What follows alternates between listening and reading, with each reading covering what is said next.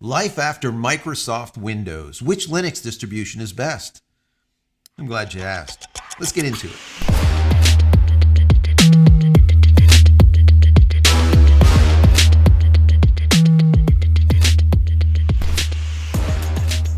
Hey everybody, welcome back to the channel. Thank you so much once again joining me for tea time. Today, we have a little bit of fireside.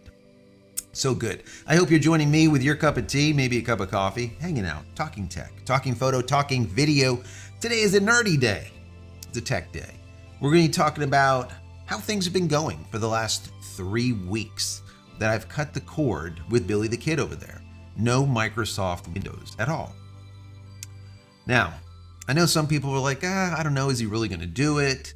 How will it fare? Some people are just watching to just see me fail. Which is fine. And honestly, I hope I do fail. And I hope I go crawling back to Microsoft and just everything is copacetic. Because I can tell you one thing, testing all of these distros out for you,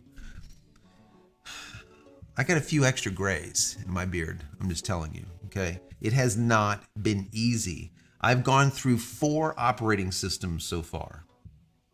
And what I did do is I did this, guys. This is for all of you guys that say, listen, you know, he's just going to be bouncing back and forth to Windows and then back into Linux and then back into Windows so he can get his work done. Well, this right here is my Windows partition, all right? I pulled it out 21 days ago and here it lies. I haven't touched it. Now, has it been easy? No. And the reason it hasn't been easy is because I've been bouncing from distribution to distribution. That means I have to do a rebuild every time I do it. So it's a big pain in the ass.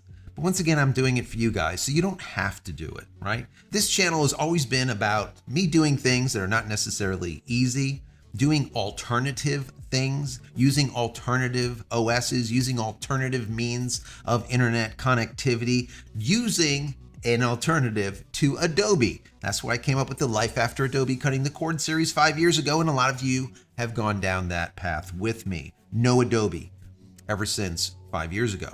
None. Zero. All right? Just alternatives. Well, the same thing holds true now with Microsoft.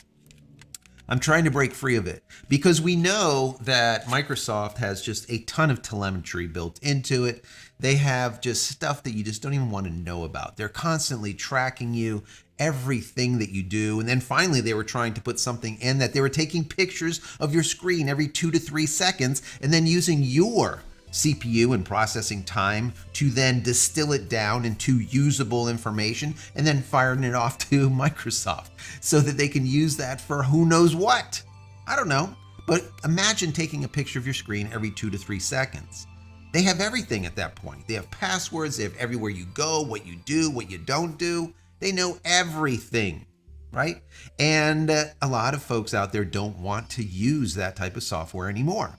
So Linux is a good option. Using Apple or OS X isn't a bad idea either. It is built over, I say Linux, it's not really Linux, it's Unix, right? It's actually built over BSDI, right? Distribution of Unix. So it is quote unquote like a Linux underpinning or underbelly to OS X. They did code a nice GUI or skin over on top of the Unix base, but it's still Unix, all right? So it is definitely more secure.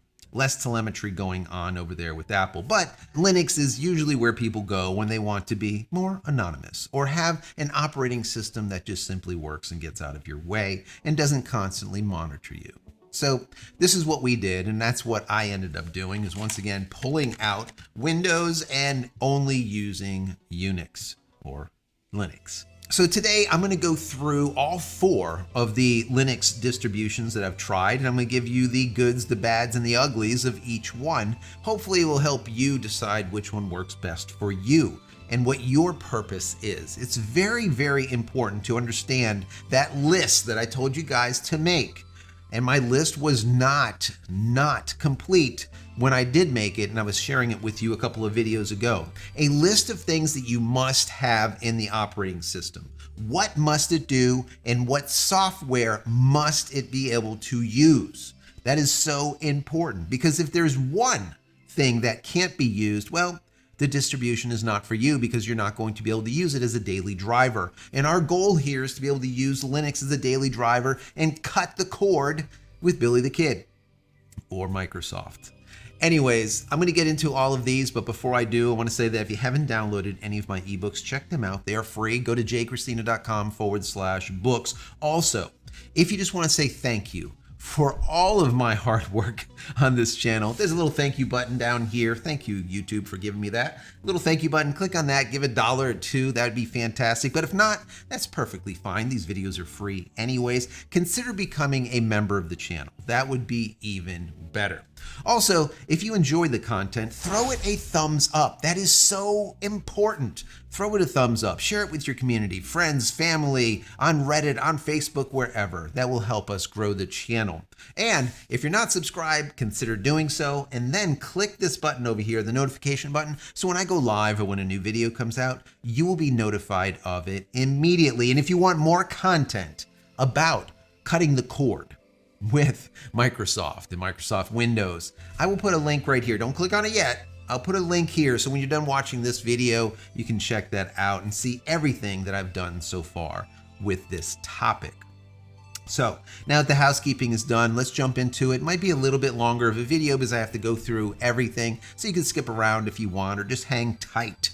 All right, relax, fast forward, play me back at 2x so you don't have to listen to my nonsense at regular speed. You can go through it, plow through it as quick as possible. People have this like TikTok mentality. They just expect everything like this quick. You could have done that whole video in 15 seconds, Joe. Why did it take you 30? I get that all the time. I really do. Anyway, so to start out with, I picked up all of this stuff. Okay. I picked up all of this stuff, right? There's a hard drive here, another hard drive over here, another video capture card here, another video capture card. This right here is another card to stick into the computer to be able to put multiple of these little NVMe hard drives into it. And yeah, so I purchased a lot of stuff to be able to do this for you guys, all right? And it's been fun. It's been a lot of work, a lot of sleepless nights. When I say sleepless, I'm talking about literally going to bed at about 3:30 in the morning, and then waking up at 5:50 to take my son to school. So it's been a lot, but I love it. Okay, if not, I wouldn't be doing it. So to start out with, I originally installed Fedora 40. Now, the reason being is I'm a Red Hat guy, right? I've used Red Hat ever since the very beginning, and Red Hat is basically upstream of Fedora. Okay, Fedora is like let's say a revamped version of the paid version, let's call it, of Red Hat Enterprise. Okay, and Fedora is just a beautiful operating system. I absolutely love it. I love the way it looks. I love the way it moves. I think it's very clean, but there's a lot to it, so you can really make it your own. And that's the nice thing about Linux in comparison to Windows, right? I would, let's say, look at Linux as, let's say, Android. And Windows is more like Apple, okay? Where Apple is really steadfast, right? However it is how it is. It's very tight, right? You can't modify stuff very easily. You can, but it's more difficult. Whereas with Linux, you can make the OS look however you want. You do whatever you want, right? It's one of those things. It's very open. Now, that could be a bad thing if you're a tinkerer and you go and break all the time, like me.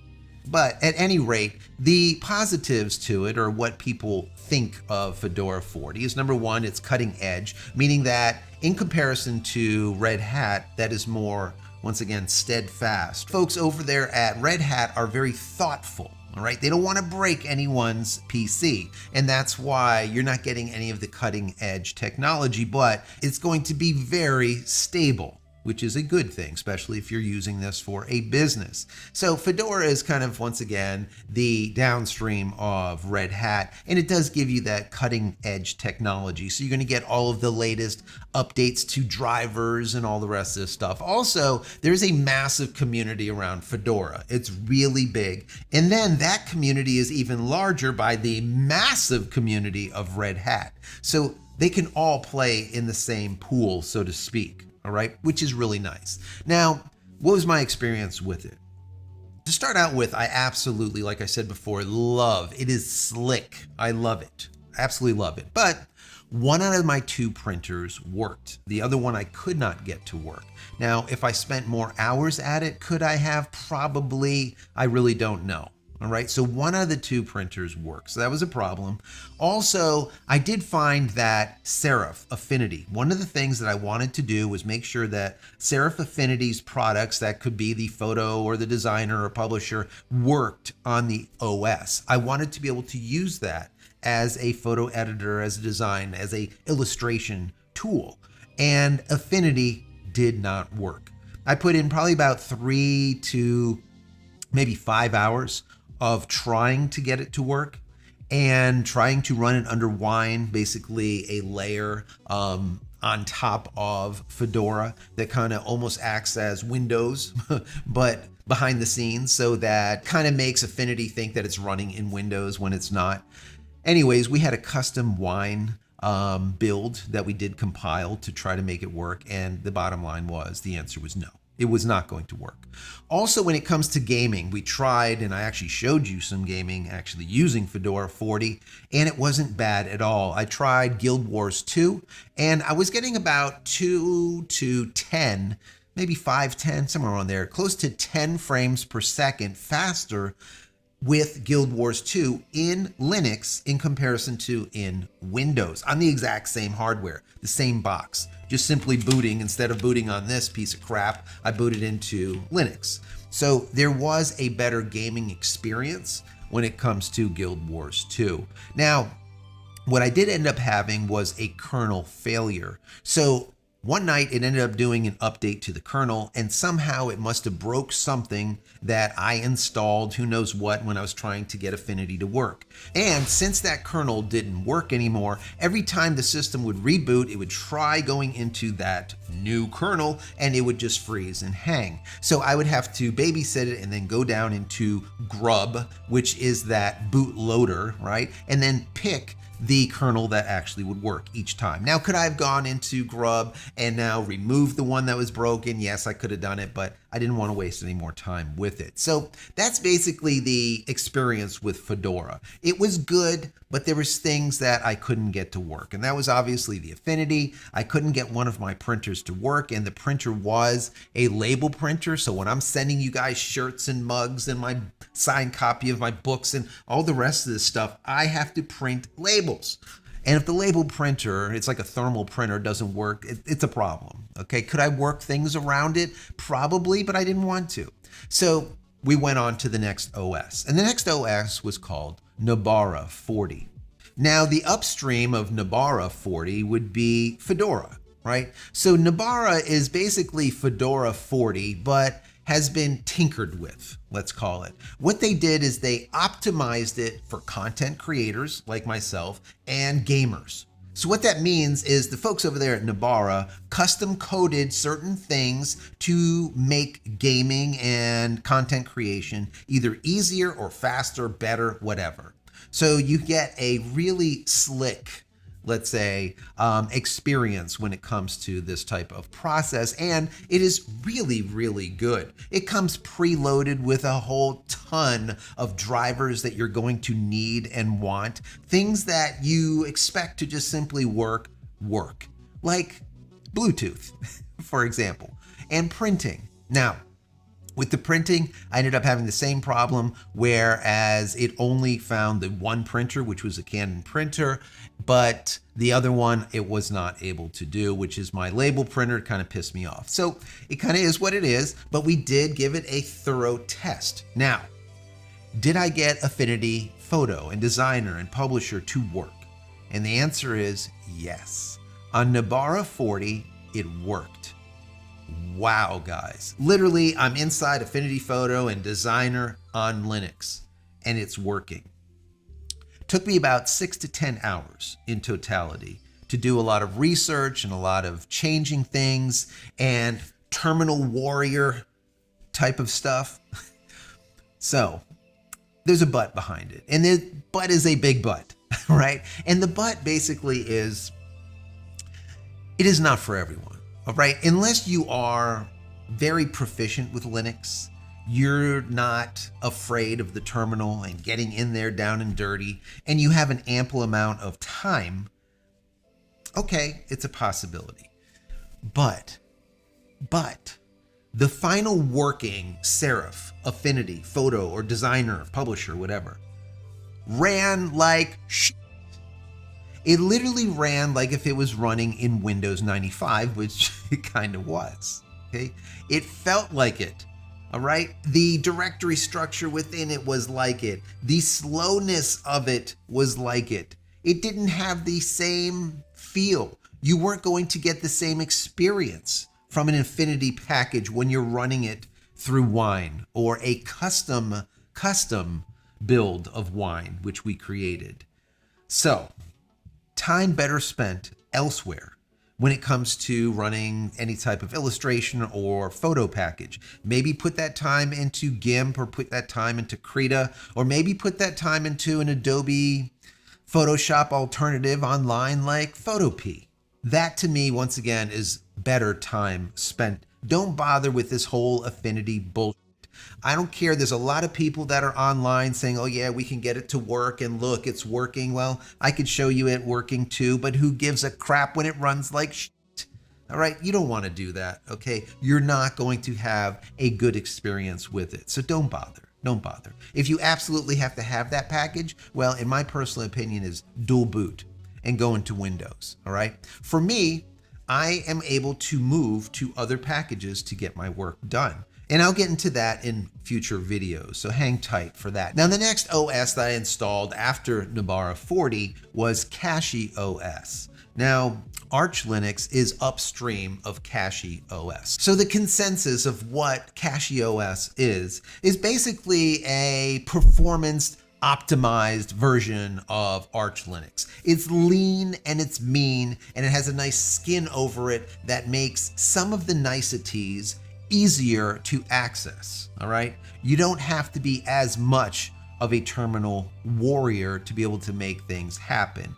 But that being said, you do need to be very proficient with Linux to use it. Now, after using it for a bit, I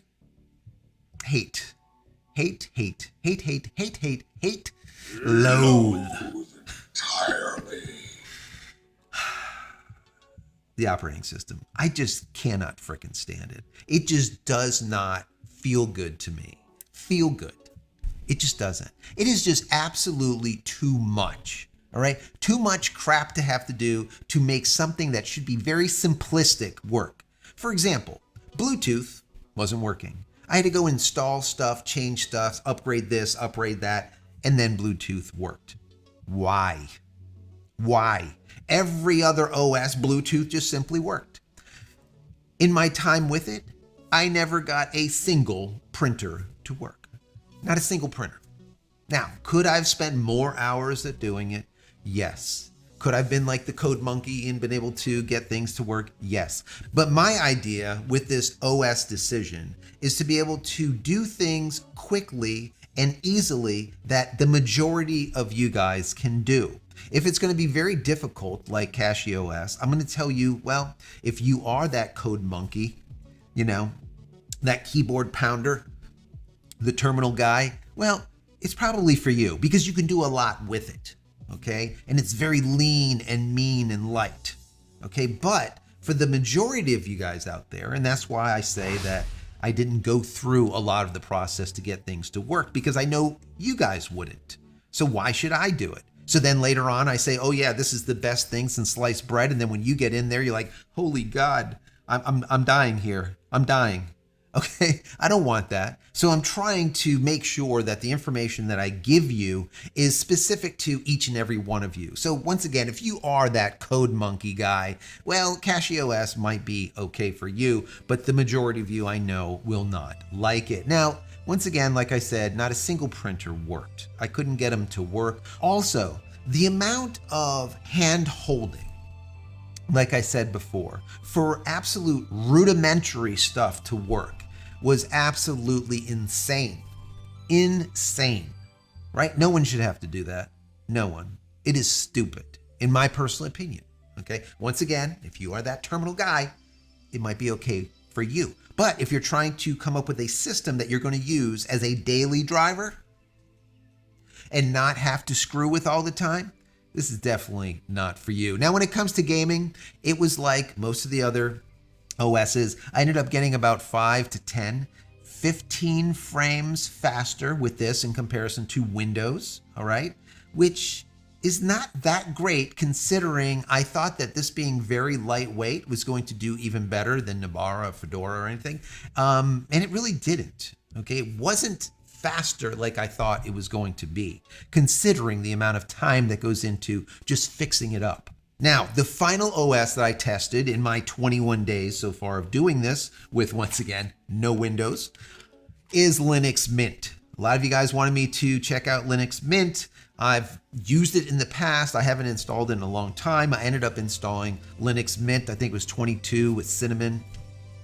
Anyways, now Linux Mint is downstream of Ubuntu. So it's basically Ubuntu reskinned, all right, with a lot of things in it that I really like in comparison to Ubuntu. Ubuntu is really good if you want something that's very stable, okay? Almost the same way that Fedora is in comparison to Red Hat. Red Hat is extremely stable, whereas Fedora is more cutting edge.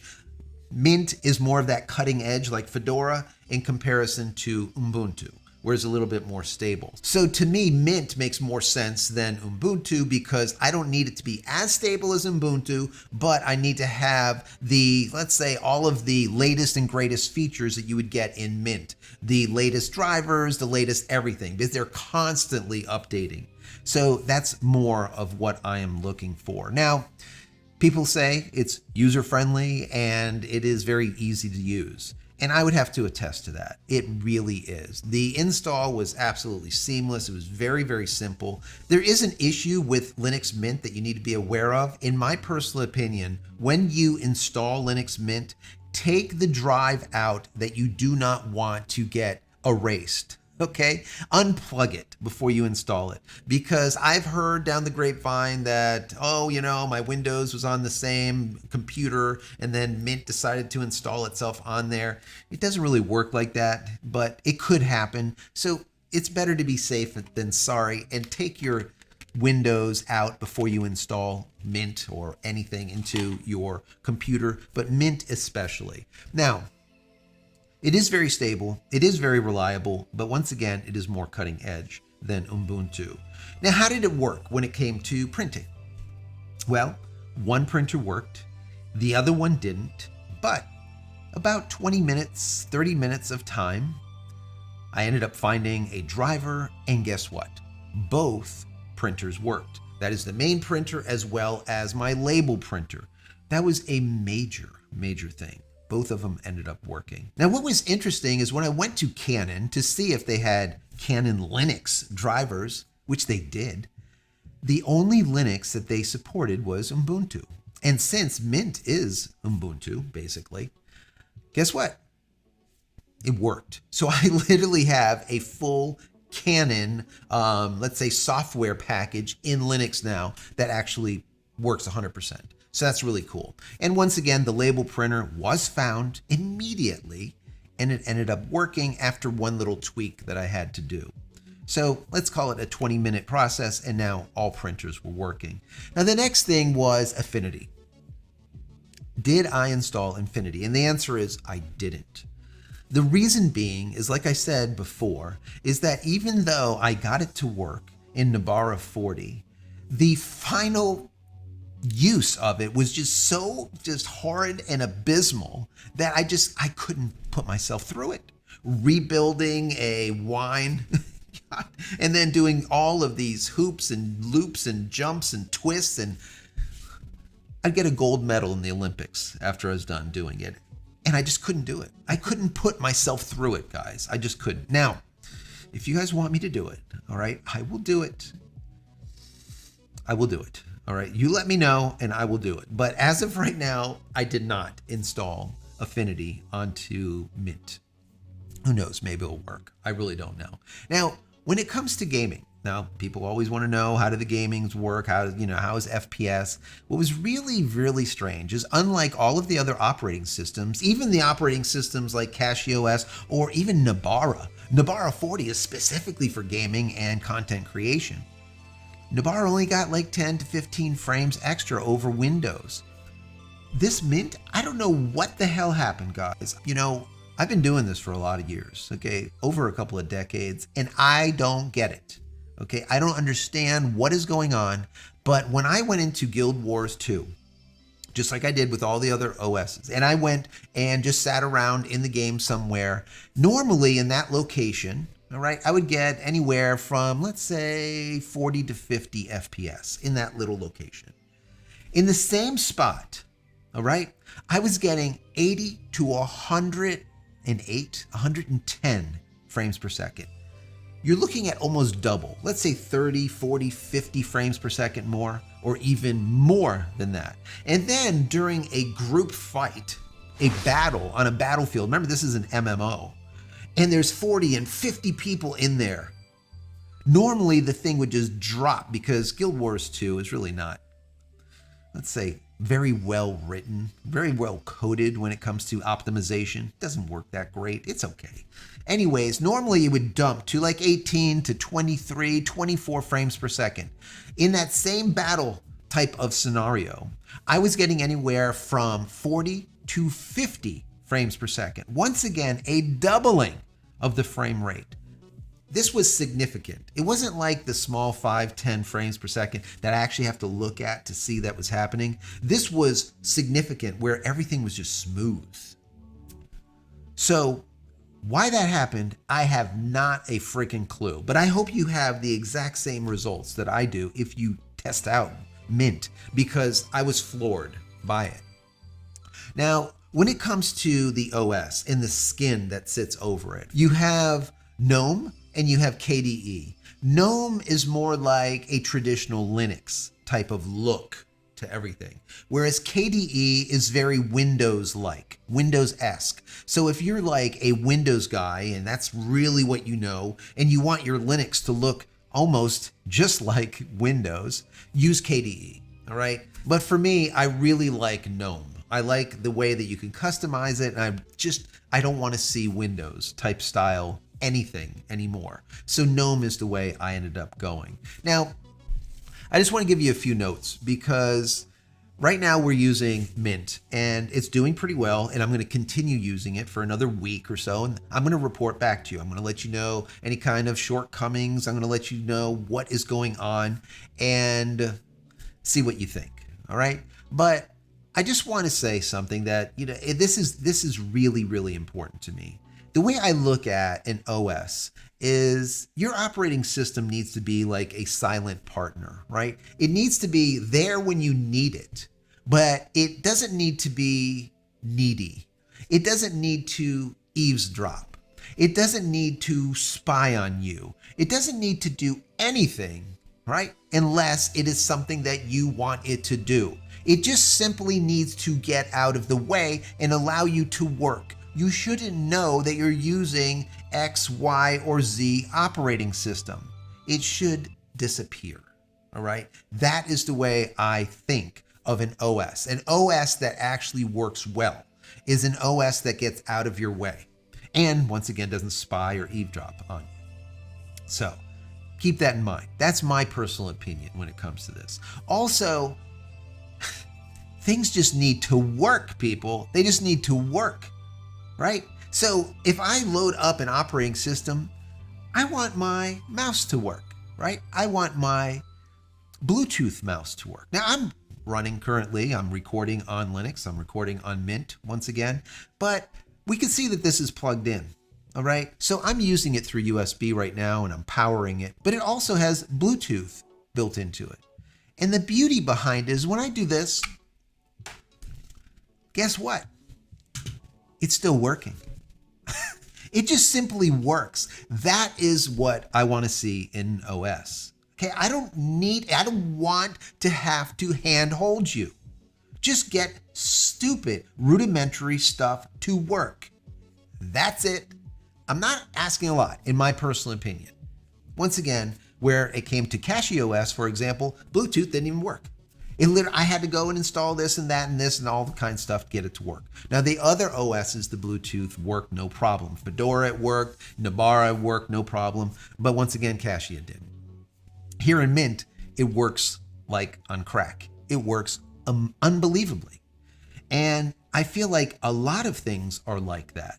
When I go into my network and I look at my unraid server, my RAID array with Nobara, I would have to log in to get into it in a certain way. Also, CachyOS was kind of a pain. Whereas when I log in to my network, it just happens automatically. It's like, do you want to log in as a user or do you want to log in as anonymous? Yeah, go ahead and log me in as anonymous. All right, no problem. Boom. I'm sitting in my unraid server.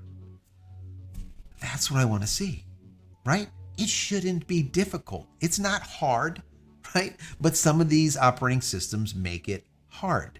Now, there's something that I think is fantastic that has been happening in Linux for quite some time now, and that is Flatpaks. So instead of just installing your distribution's version of something, like for example, I'm using OBS right now to record this when I do live streaming of JC Live on Friday nights, be there, 8:30 Eastern Standard Time. I use OBS.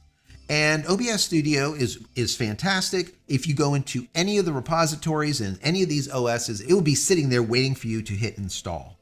But there's also a Flatpak version of OBS and many pieces of software, thousands of pieces of software. Now, what is this Flatpak thing? Well, instead of you downloading the specific to your OS version of that software, the software writers, right? Those authors end up putting together a package that has all of the stuff that is needed for all of the different distributions. Smart, guys, smart. So what that means is you can get a Flatpak and now install it on CachyOS or install it on Fedora or install it in Mint, Ubuntu, whatever, okay? The same exact Flatpak. They should have done that years and years ago. Well, it's out there now. It's working really well. So there is a ton of Flatpaks out there that you can use, and I would recommend using them. I think they're awesome. Basically, think of the Flatpak as a distribution of a piece of software that is agnostic. It doesn't care what your religious beliefs are. It doesn't care what your OS is. It's still going to install because, once again, it is built for all of the distributions. So I really like that. Anyways, in short, okay, to kind of sum up here, Fedora, love, love, love Fedora. I wish it worked a little bit better for my needs. Once again, I could not get that secondary printer to work. It did end up crashing once due to getting a kernel problem that ended up coming down the pipeline that I didn't feel like fixing. But out of all of the operating systems that I tested, the one that I absolutely love, love, love, love is Fedora, Fedora 40. Now, if you are, once again, a content creator, or if you are a gamer, you might want to look into Nobara. Now, Nobara, I like because it does have a lot of the niceties built in for content creation as well as gaming. So we'll have a lot of the drivers built in, a lot of the software built in already, but it requires you to use their updater. Instead of the standard updater that would come in Fedora, you have to use their updater to update the software. And if you don't, you break the OS. I don't like that. Okay. Now, some people don't have a problem with it. I don't like that. I just simply think it's just clunky. All right. Now, I understand you need it because you do have your own custom written portions of code and your own custom built apps, and you need to update them in your own manager, but it's just clunky. I don't like it. Some people don't mind it, all right? I understand the use of it, but I just don't like it, all right? I just simply don't like it. Now, when it comes to CachyOS, it is just a resounding no, okay? And absolutely not. That's my personal opinion. Once again, if you're that code warrior, code monkey, and you want to screw with something, that's fine. But if you want a daily driver, it is just a no. My personal opinion, once again. So right now, Mint is the flavor of choice. I might test out some other operating systems down below. Let me know which ones you want me to look at and why. Okay, if there's anything that you want me to test on Mint before I go on to another OS, let me know. I'm gonna leave this in there right now because everything is working. What? Everything is working. I could print, I could do everything, no problem. And once again, the gaming is insanity. How are we getting 40, 50 FPS more? I don't know. I don't even want to know. I actually do want to know. I wish I could tell you, but I can't. Anyway, so Mint is the one that I'm using right now. I'm going to continue to use it, and I will report back and let you know how this all goes. Will I come crawling back to Billy the Kid and screw this back into the PC and start using Windows again? Or will I not? All right. I hope I can get away with not, but if I have to, it's sitting here waiting for me. It's waiting. What do you think is going to happen? Do me a favor, guys. If you've gotten this far, I know it's a long video, throw the video a thumbs up, but also down below, put an emoji. Put a poop emoji, put a game emoji, put something down there just so that I know that you actually watched the video. I would really, really appreciate that. Just put anything down there. I don't care what it is, just so I know that you're here. And if you have any questions or any comments or any suggestions, put those down there. But once again, if you're shy, just put an emoji. That's fine. And finally, head over to my website, JCristina.com, where you can find all the photography tools I've invented for you and me over the many years, and my merch and my shirts and my tees and my signed copies of my books. You can find those on Amazon too. How to create a digital Fort Knox, backing up your digital life, how to make your own Unraid server. It's all there. Many blessings to you and your family. Stay safe, stay healthy, stay connected, and we'll see you in the next one. Love you all.